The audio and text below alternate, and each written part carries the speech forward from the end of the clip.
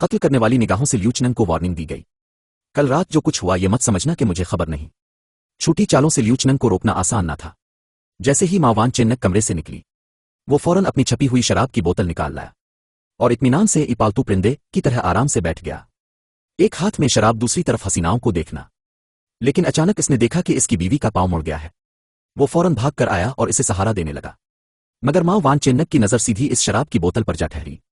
Liu चेनंग घबरा गया और जल्दी से बहाना बनाया, मैं तो बस प्यासा था इसलिए यूं ही पी लिया। लेकिन इसकी बात पूरी भी ना हुई थी कि माँ वान चेनंग ने गुस्से में सारी शराब उसके मुंह पर दे मारी। ये अचानक हरकत देखकर लियू चेनंग साकित रह गया।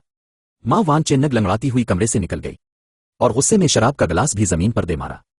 वजह यह थी कि यह बोतल दरअसल उसके साबिका मंगेतर ने तोहफे में दी थी। इस बोतल की अहमियत यह थी कि दोनों की सालगिरह एक ही दिन थी। साबिका मंगेतर ने कहा था, जब तुम मेरी बीवी बनोगी तब इस बोतल को खोलेंगे, फिर हम मिलकर अपना मुस्तकबिल चखेंगे। गुस्से और इंतकाम से भरी माँ वान चेनंग ने अगले ही दिन नौकरों को इकट्ठा किया, साफ और छुपे लफ्जों में उन्हें लियू चेनंग के खिलाफ भड़काया। मगर यह इसकी बड़ी भूल थी, क्योंकि लियू चेनंग की असल पहचान यह थी कि वो साबिका स्पेशल फोर्सेस का सिपाही था, और जो लोग स्पेशल फोर्स के आदमी के साथ चालाकियां खेलते हैं वो खुद अपना नुकसान कर बैठते हैं। नौकर बहाने से बिजली ठीक करने आए और खुफिया कैमरा लगाने लगे। लियू चेनंग साउंड सिस्टम ठीक करने के बहाने बिल्कुल कैमरे के सामने जा खड़ा हुआ।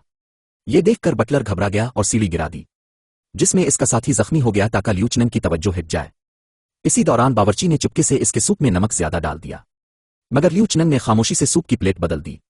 नतीजा यह हुआ कि खुद माँ वान चेनंग को वो सूप पीना पड़ा और फिर वो चुपचाप अंदर ही अंदर जलती रही।